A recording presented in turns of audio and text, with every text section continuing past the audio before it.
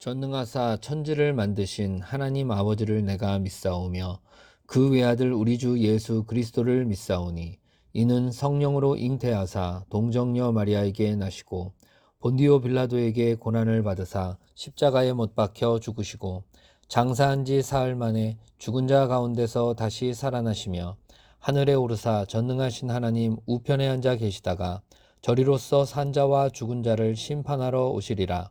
성령을 믿사오며 거룩한 공회와 성도가 서로 교통하는 것과 죄를 사하여 주시는 것과 몸이 다시 사는 것과 영원히 사는 것을 믿사옵나이다.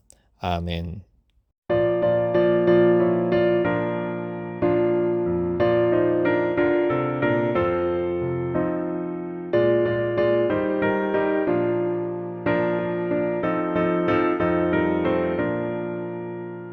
빈들의 마른 불같이 시들은 나의 영혼 주님이 약속한 성령 간절히 기다리네 가물어 메마른 땅에 단비를 내리시듯 성령의 단비를 부어 새 생명 주옵소서.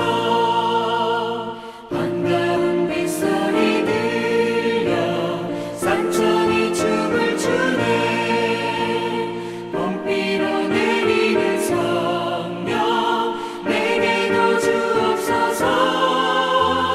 가물어 메마른 땅에 단비를 내리시듯 성령의 단비를 부어 새 생명 주옵소서.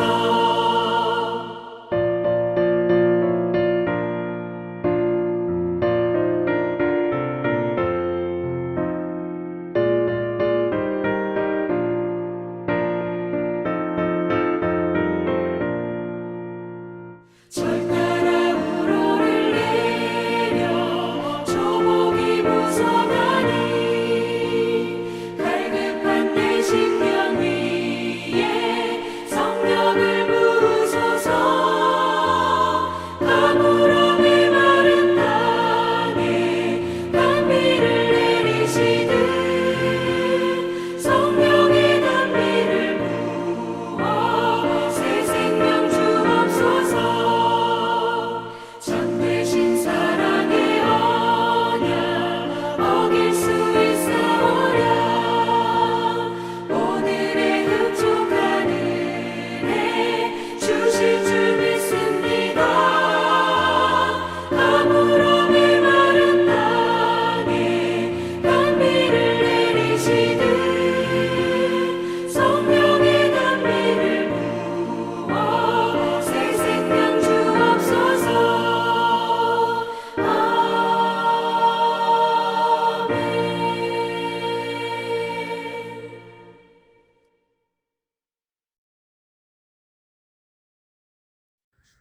함께 나누실 하나님 말씀은 히브리서 4장 8절에서 13절 말씀입니다.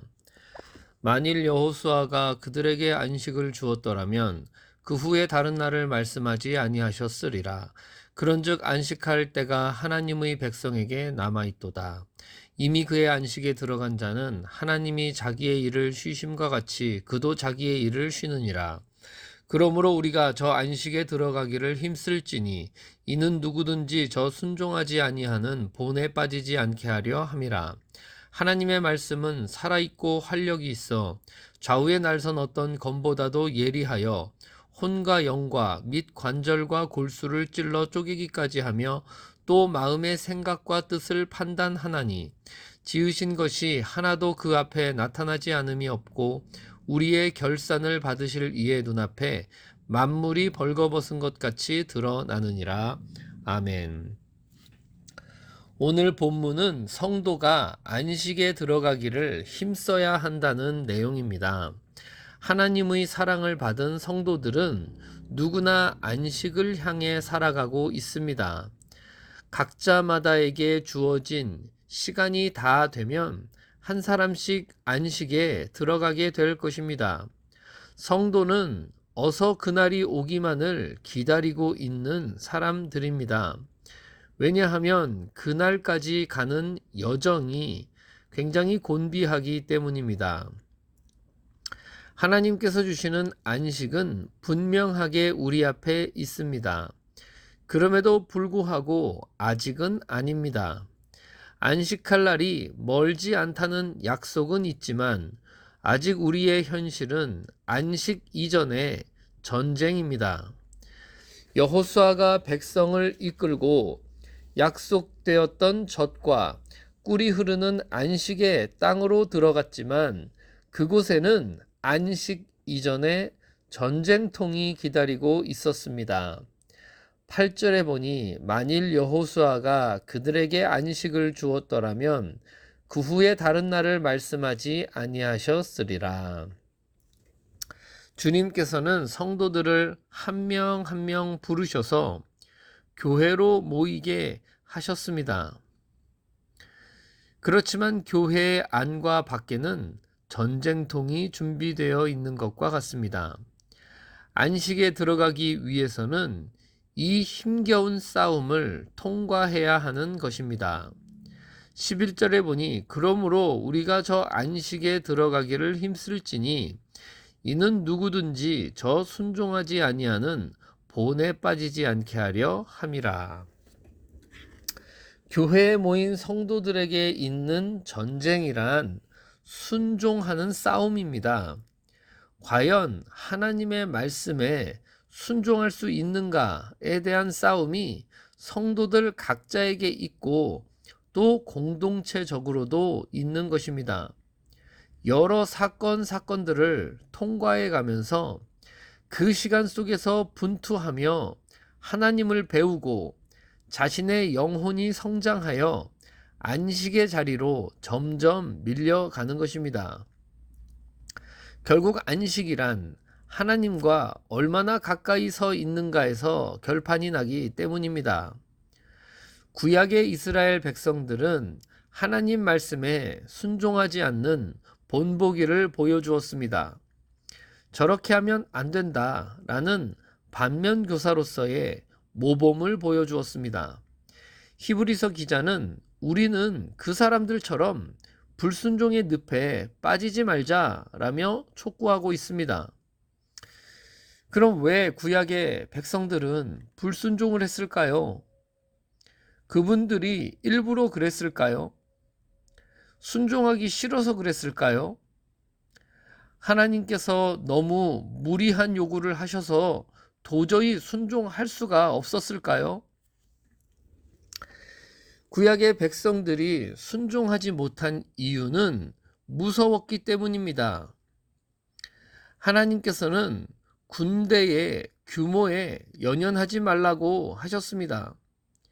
그렇지만 현실적으로 눈앞에 10만 명이 지금 쳐들어오고 있는데 고작 200~300명 가지고는 맞서는 것이 무서웠습니다. 그래서 차라리 일찍이 이웃 나라들과 아들, 딸을 서로 교환 결혼을 시키면서 동맹을 맺어 전쟁 자체를 미연에 방지하려고 머리도 썼습니다.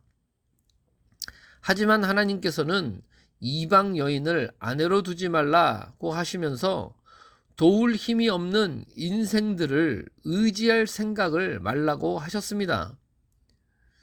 뿐만 아니라 은과 금도 많이 갖지 말라고 쐐기를 박으심으로써 세상을 살아가기 위해서는 꼭 필요한 민감한 것들에 제한을 두신 것입니다.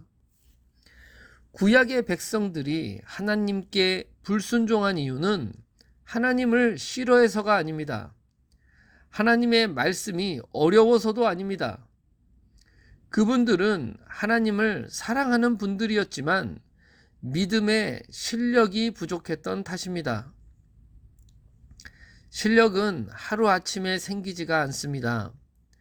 실력은 큰 소리 친다고 생기지도 않습니다. 계속 연습해야 하는 것입니다. 연습이란 실패와 좌절이 담보되어 있습니다. 모든 하나님의 성도들은 주어진 안식에 들어가기 위해서는 기꺼이 실패를 각오해야 합니다. 많은 좌절과 쓴맛을 양식으로 삼아야 합니다. 왜냐하면 주님께서 그 안에 같이 계시기 때문입니다. 저와 여러분은 은혜 안에 있는 사람들입니다. 은혜란 받지 말아야 할 사람에게 묻지 않고 주시는 것입니다. 우리가 불순종의 자리에 있어서 받지 못할 때에도 주시는 게 은혜입니다. 그러니 지금은 불순종해도 괜찮다는 뜻입니다. 왜냐하면 실력이 부족해서 불순종의 자리에 있는 것이기 때문입니다. 그러니 실력을 길러야 합니다. 연습을 해야 합니다. 어제는 실패했지만 오늘은 꼭 하나님께 순종하겠다고 성실히 연습하기로 한다면 하나님께서는 그런 성도를 소중하게 여기십니다. 다만 어차피 안 되니까 어제도 실패했고 그제도 실패했고 그 전에도 실패했으니 이는 하나님께서 내가 순종하지 못할 것을 말씀하셨다라고 여기며 연습하지 않고 체념하는 성도는 하나님께서 가만두시지 않으십니다. 정신이 번쩍 나게 해 주십니다. 이스라엘 백성들은 바벨론 포로로 끌려가기도 했다는 사실을 기억해야 할 것입니다. 훌륭한 연습생은 감독이나 코치에게 자신의 능력, 실력, 여건, 형편, 그런 것들을 가감없이 오픈하고 그분들의 지도를 받습니다. 그러면 실력도 금방 늘고 청출어람의 영광이 나타나기도 합니다. 하나님 앞에서 억지로 벌거벗겨지는 그날이 오기 전에 먼저 하나님께 나아가 그분의 지도를 받고자 하는 성도라면 반드시 빛나는 영광의 날이 오게 될 것입니다. 13절에 보니 지은 것이 하나도 그 앞에 나타나지 않음이 없고 우리의 결산을 받으실 이의 눈앞에 만물이 벌거벗은 것 같이 드러나느니라.